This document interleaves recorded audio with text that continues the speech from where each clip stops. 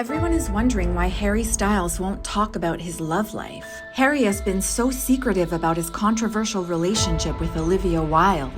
We found a shocking pattern behind Harry's relationships that explains why. It goes back to when Harry was a teenage boy in One Direction. Caroline Flack, the 31-year-old X Factor host, dated him after he was a contestant on the show and was just 17. He's a little bit younger than you, isn't he? He's a lot younger than me. What's wrong with that? And it doesn't stop at Harry.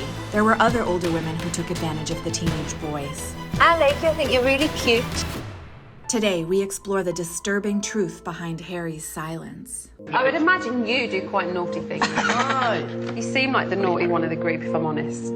Someone tweeted me, I wish I was the chatty man's sofa so Harry could sit on my face.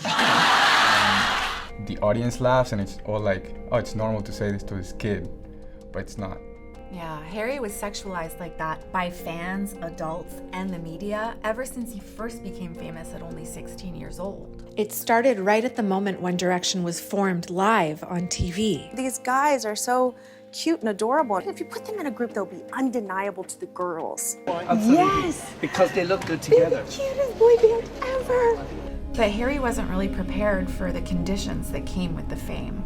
People forget because they look at you on a stage that, like, we still do the stuff that 19-year-old boys do anyway. The thought of people thinking that I had sex was like, oh no, that's crazy. Like, what if they know? There was this kind of morals clause immediately enforced in their contract. You sign a morals clause? What's that? It was a condition in the contract that demanded that the boys be on good behavior. So if Harry was promiscuous or acted in any way that went against the band's clean-cut image, they wouldn't have to pay him. But that morals clause apparently didn't extend to X Factor. Which girl do you fancy the most, Harry? Caroline. The 17-year-old's been snapped leaving Caroline's flat at 9:30 in the morning. He's a little bit younger than you, isn't he? He's a lot younger than me. Hey, what's wrong with that? Nothing's wrong with that at all. Wait, she said there's nothing wrong with that, but he was 17 then, right? And how old was she? 31. Yeah, that's not normal. Can you imagine if it was a guy reporter hooking up with a 17-year-old girl? Like, the amount of backlash that guy would face. Yeah, and it actually doesn't even stop there. Remember Nicole Scherzinger, who chose Harry to be in the band? An unnamed source told The Sun that they had a secret fling when he was 19 and she was 35. It seems to me like there's an imbalance of power there. Has Harry ever talked about how he felt about that? He's very private about his past relationships. Harry was always concerned with having people like him, so when he was asked about it publicly, he seemed to just laugh it off. I heard you have a thing for cougars, like older women. Tell me about this. Sometimes. Show me how he makes a move, okay? Hey, what's a cougar got to do to get a drink round here? You've become very skilled at not answering questions. I like to duck and dive. And the media wasn't only obsessed over Harry's relationship with women. Is your favourite traits that you look for in a lady? Female. Not that important. Rumours that Harry Styles is gay or bisexual have been creeping around the internet for weeks. It says you and Louis are a couple. There's pictures of you kissing. When you're a teenager, you're going through so much. And yeah, sure, sexuality is one of those things, but like in general, you don't really know who you are. Harry continued to just smile and nod, not wanting to ruffle any feathers, no matter how invasive the media's questions got. And it started to take a huge toll on him. I was so concerned with people liking me that I would kind of give up too much space around me that would affect me negatively. I've always wanted to be one of those people who didn't really care that much about what people thought about them. But I just don't think I am. And as Harry struggled to please everyone, One Direction's perfect image started to crumble around him. There was an argument backstage. One member in particular threw me up a wall.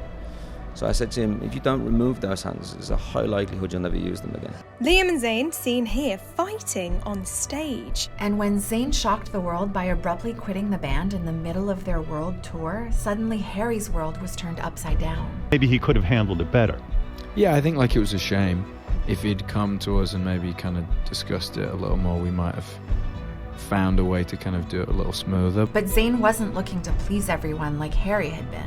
I realised I couldn't put any input in. I couldn't, give my opinion on this or that because it didn't fit the grain of what we were as a band and what we represented. They were the biggest boy band in the world, and it all came to a screeching halt. Then, just a few months later, another bombshell dropped. I had my son when I was 23. The mom was a judge on X Factor. Wait, they're talking about another X Factor judge? Yeah, Liam was just 14 when he first auditioned for X Factor in front of Cheryl Cole, who was 24. In other words, baby, kiss me. I like you, I think you're really cute. When I was 14, I was hot. Yeah, it seems to me that Liam is like perhaps having a hard time processing that he had those experiences. So he makes jokes about it and sort of like using a coping mechanism.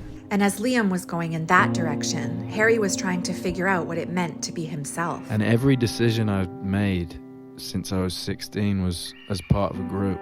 I'm trying to work out who I am a bit, and I don't really want to like start f***ing it up kind of in front of people. I kind of started to feel like threads of where I could see myself becoming someone that I didn't want to be.